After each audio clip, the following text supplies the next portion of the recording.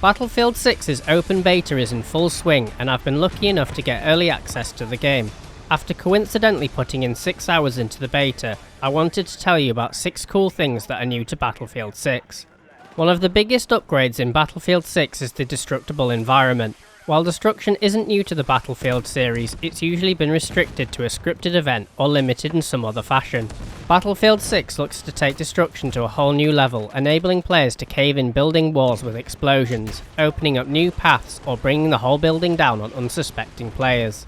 In addition to destruction, the game has massively improved effects such as smoke buildup, particle effects and more, which help to ground the destruction, giving the map a much less video gamey look and a much more believable environment.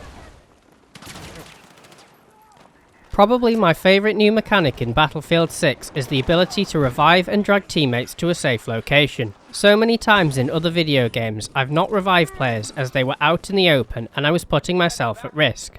With this new mechanic, as you begin to revive a teammate, you can drag them from the middle of the corridor to behind cover, so you can both hopefully return to battle.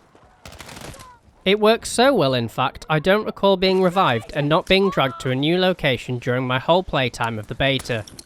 Okay, so I've talked about 2 new gameplay features that I think are really cool, but now I want to talk about a UI update that I really like.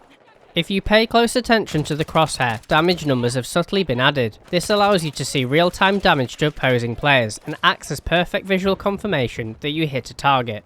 In addition, the colour changes from white to orange if that shot killed your target. I love this because it provides a clear visual solution for hit feedback, and in the process taking away the need for an audio cue.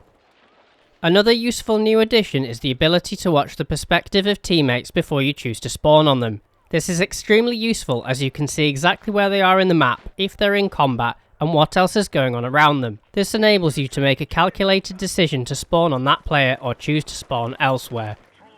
Perhaps something players will take for granted when playing the beta is just how instant respawning is after death. The respawns are super smooth and rapid, which is amazing for getting straight back into the action. I've included a comparison to Battlefield 2042 so you can see the difference.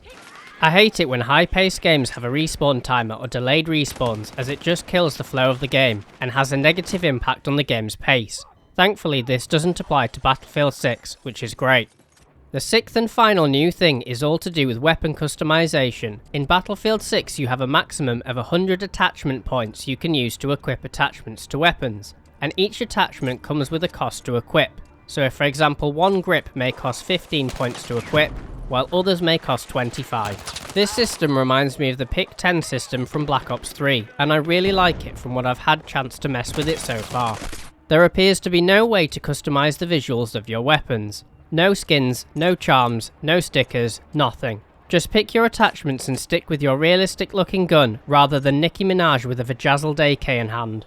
Honestly, fair play to Battlefield, because I'm sure Fortnite and Call of Duty collect so much money from collaborations, but as the game goes on, it does feel ridiculous seeing Seth Rogen and Butthead running around in what's supposed to be a military shooter. I much prefer the Battlefield approach.